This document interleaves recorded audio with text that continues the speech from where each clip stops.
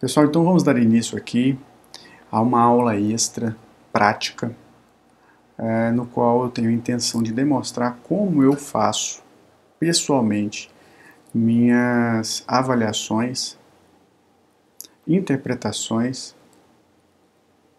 e como eu promovo a minha conduta terapêutica. Então a ideia central aqui é demonstrar como se faz ou como eu faço um tratamento no qual eu inicio com a avaliação e finalizo com a alta do paciente. Para isso eu vou fazer uma atividade prática. Esse modelo prático não envolve eu mostrar a pontura das agulhas, porque, como eu disse, nenhum dos nossos cursos tem o objetivo de mostrar essa condição, localização de pontos, essas coisas. Lembrando que no YouTube, nosso canal do YouTube, tem vários vídeos que mostram a localização de pontos, a pontura, como se ponturar. Então a minha ideia aqui central é fazer isso, é repassar a vocês a minha experiência quanto acupunturista, para que vocês tenham aí mais segurança no trabalho de vocês e eu possa contribuir de alguma forma nessa condição. Então vamos lá. Slay, solta a vinheta aí para nós aí, enquanto eu arrumo meu casaco com meu companheirinho aqui.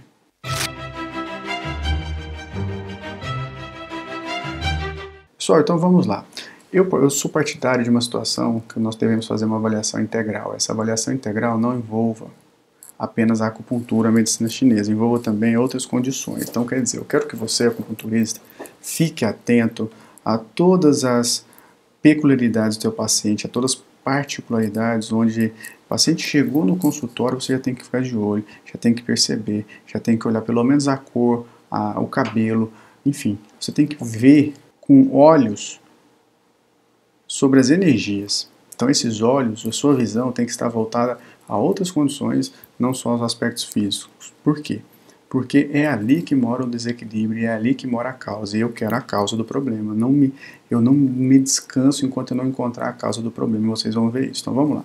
Um paciente, 38 anos, queixa de sinusite e lombalgia. Conta que é muito sensível ao frio, que já teve problemas no fígado e na vesícula biliar. Foi uma intoxicação que esse paciente teve. Relata que a sinusite aparece pelo menos uma vez por mês. Quando aparece, apresenta nota 10. E a lombalgia é mais constante, aparecendo pelo menos 3 vezes por semana, com uma nota média de 4. Então, basicamente, isso é um resumo do paciente. Mas aí, em relação àquilo que ele me trouxe de demanda, que é a sinusite e a lombalgia, eu fiz algumas perguntas para ele. Eu estou aqui sem óculos, por isso que eu tenho que chegar perto aqui, eu não sei onde eu coloquei meu óculos, mas vamos lá. Questionamentos adicionais, né? Depois da doença hepática, o senhor percebeu alguma diferença em relação à decisão? Aí ele responde, parece que sim, não posso precisar a respeito desse assunto. Certo? Nasceu com alguma patologia? Diz ele que nasceu com pneumonia. Aí, quando ele nasceu com pneumonia, eu já trago a ideia de que ele tem metal no temperamento. Ok? Vou fazer uma avaliação a priori daqui a pouco. Qual a emoção que ele acha que é mais constante nele? Então, ele, enquanto paciente, ele tem uma emoção mais predominante. Qual seria essa emoção?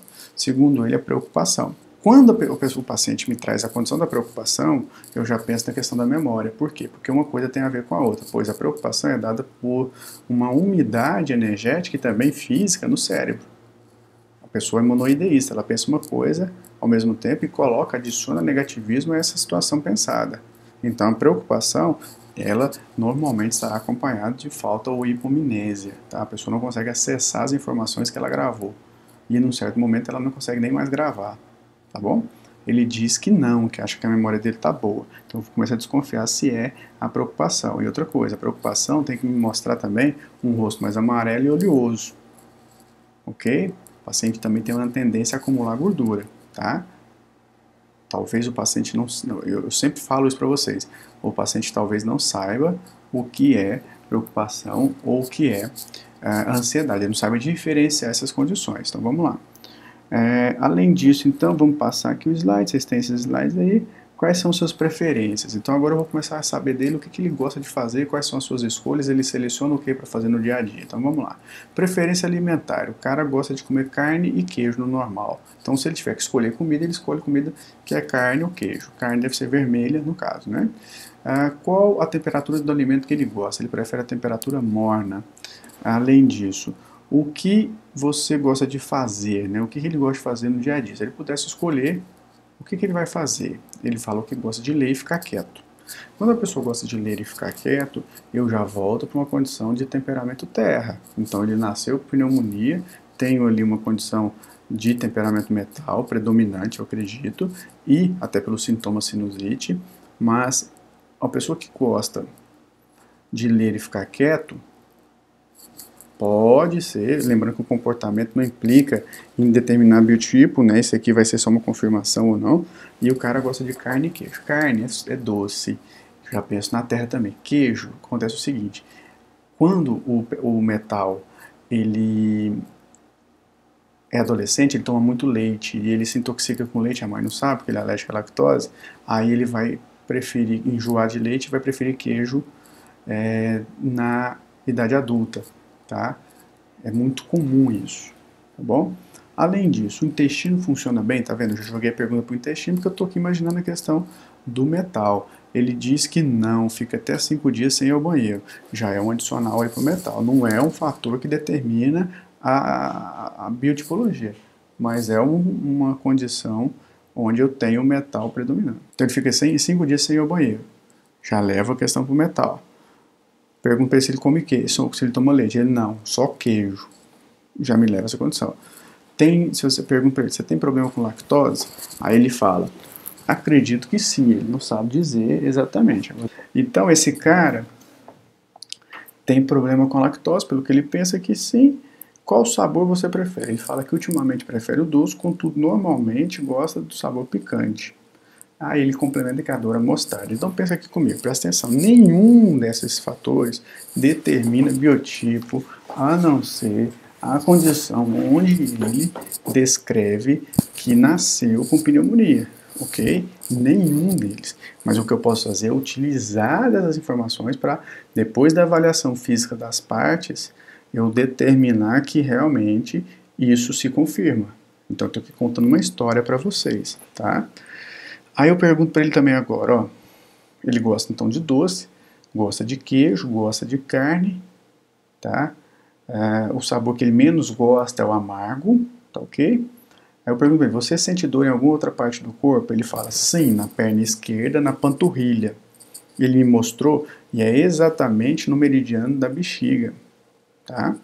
Então ele tem alguma coisa, eu já sei que ele tem lombalgia, pode ser uma hernia de disco, quem sabe, né?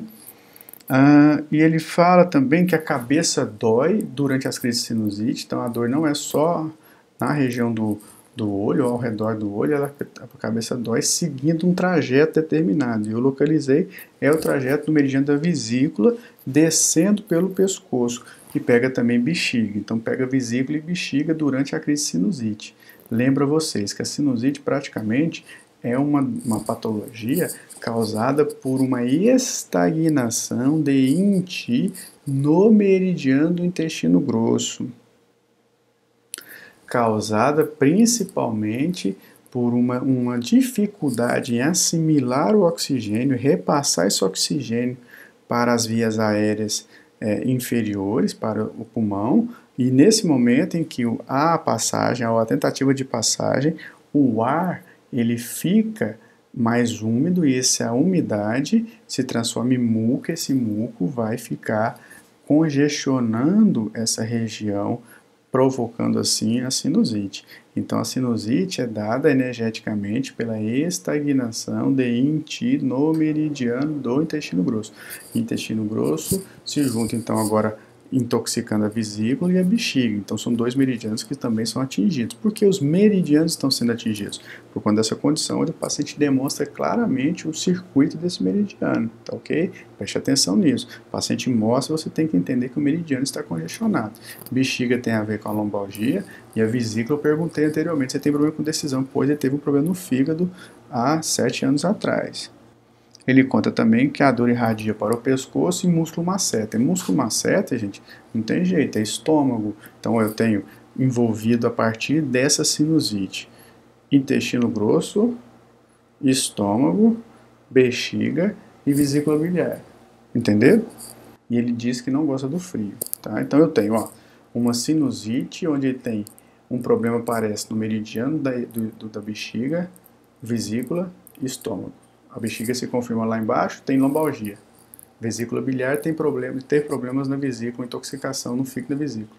E o estômago tem sono, umidade, terra, né? Vamos ver.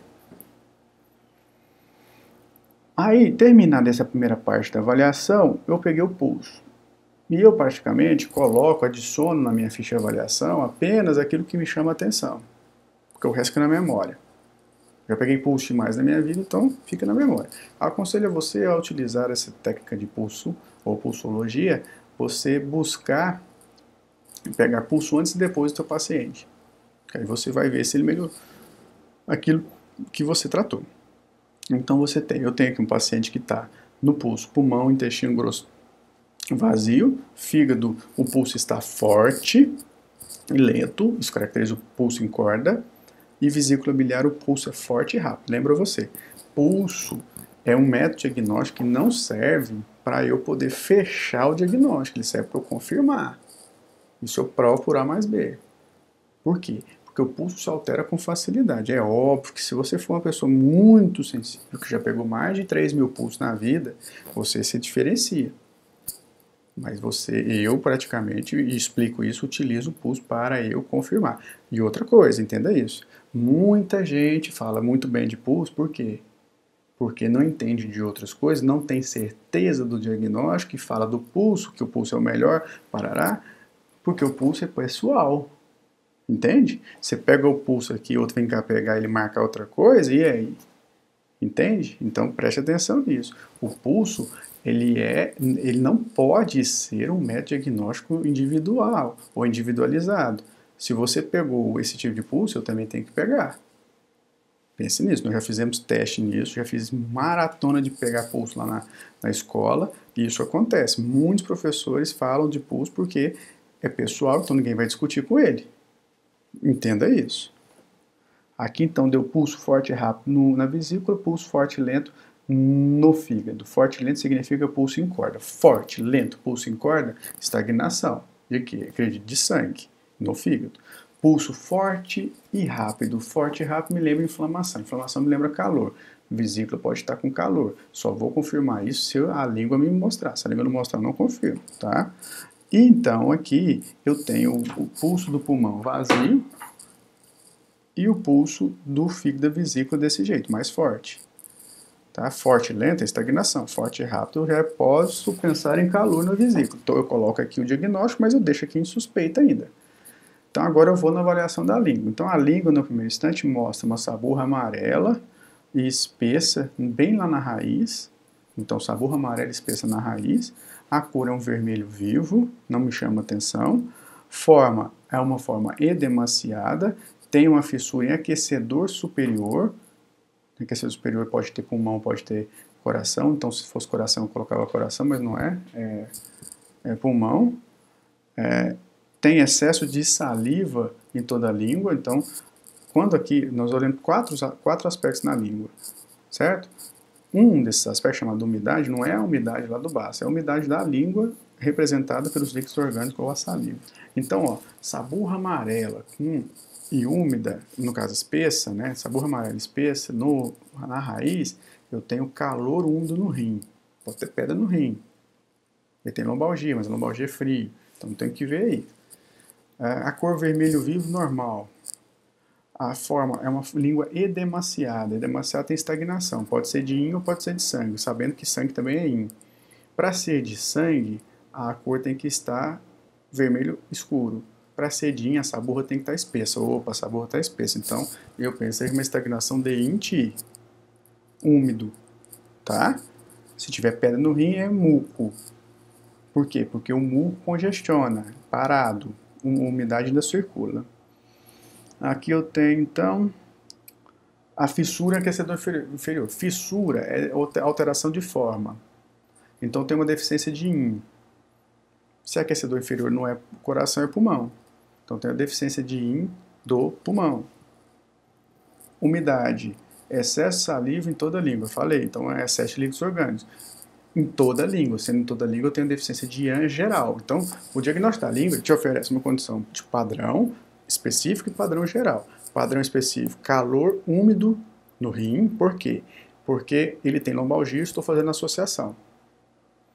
Padrão específico, deficiência de INT no pulmão. Por quê? Porque tem a fissura. Mas quando eu junto deficiência de IN com deficiência de IAN geral, eu tenho deficiência de TI do pulmão. Por quê? Porque quem capta, quem assimila IAN-TI é o pulmão. Então, se eu tenho, e outra, lembre-se, cada um desses aspectos avaliados representa um elemento. Então, os líquidos orgânicos, quem faz o líquido orgânico circular é o IAN-TI. Se eu tenho um acúmulo de líquido orgânico na língua, é sinal que o IAN-TI não está sendo suficiente para se fazer a circulação. Então, eu tenho uma deficiência de IAN-TI geral.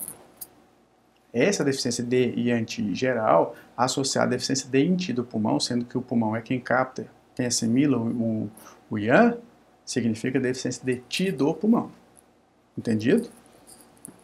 Gente, então agora, feito isso, essa avaliação, o diagnóstico energético do paciente representa deficiência de energia no pulmão, tanto de IN quanto de IAN, comprovados pelos aspectos que eu já falei.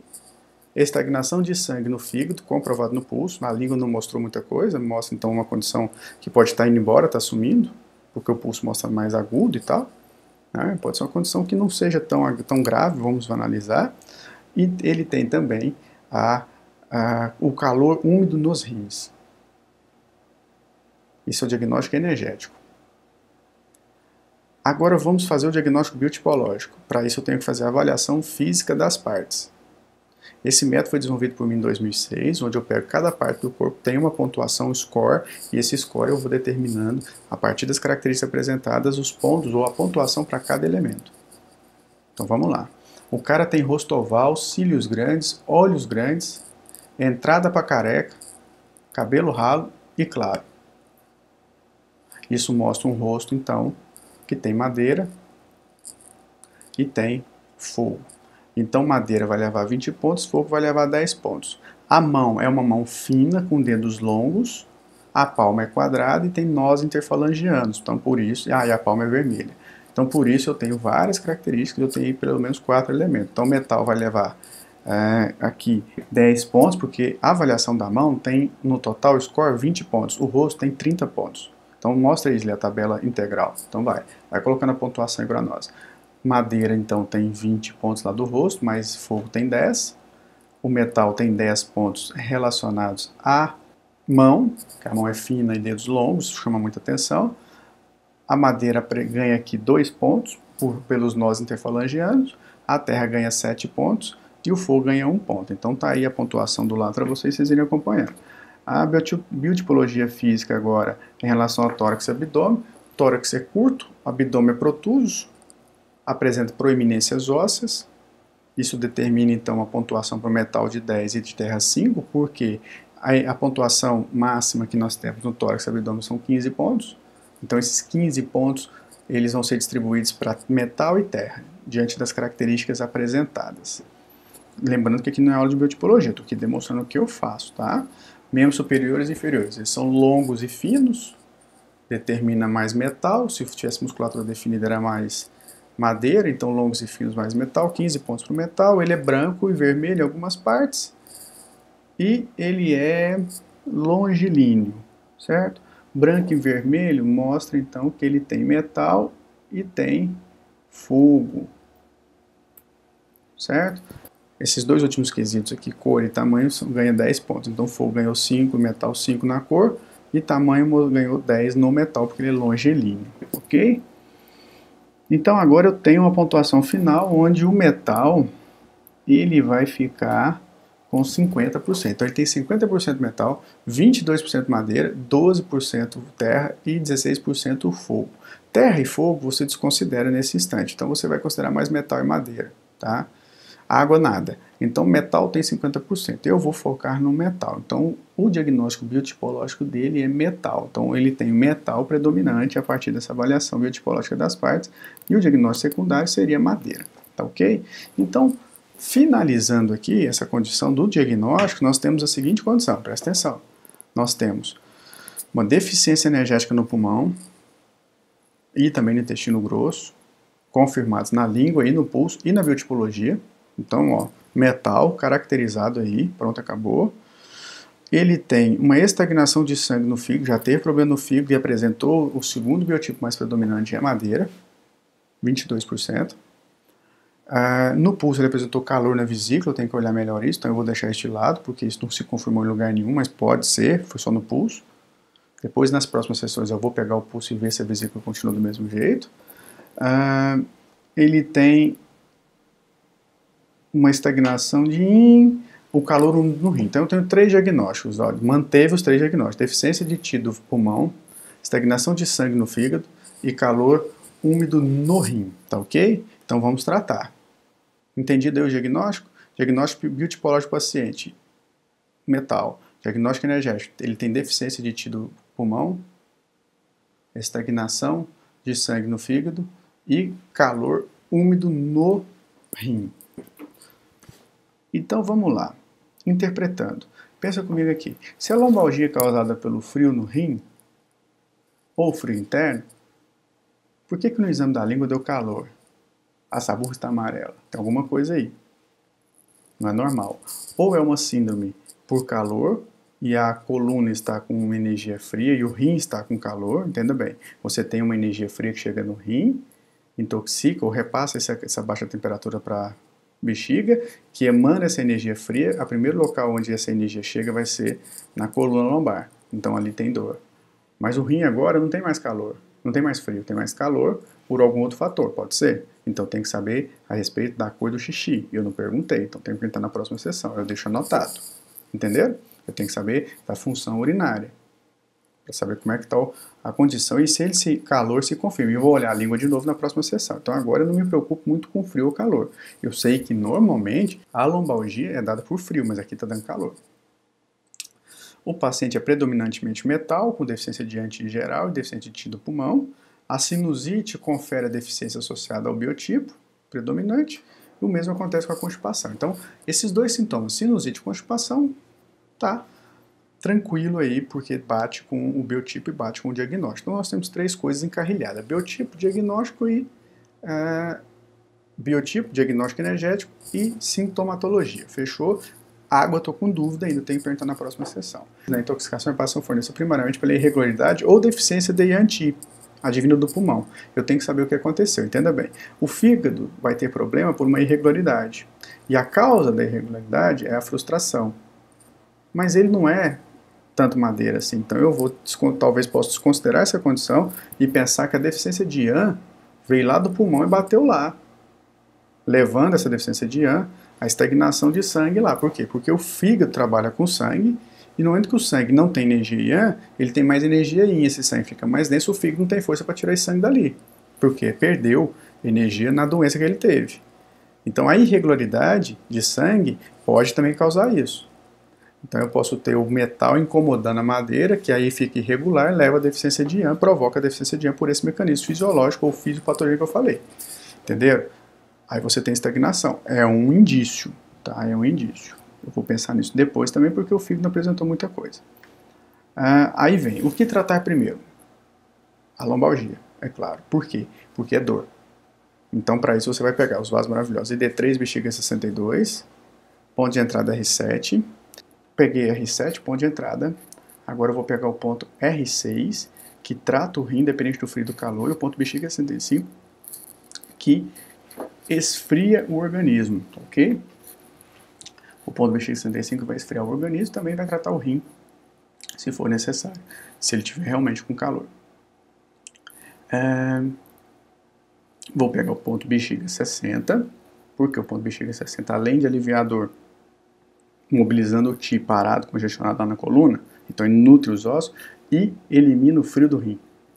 É ótimo esse ponto.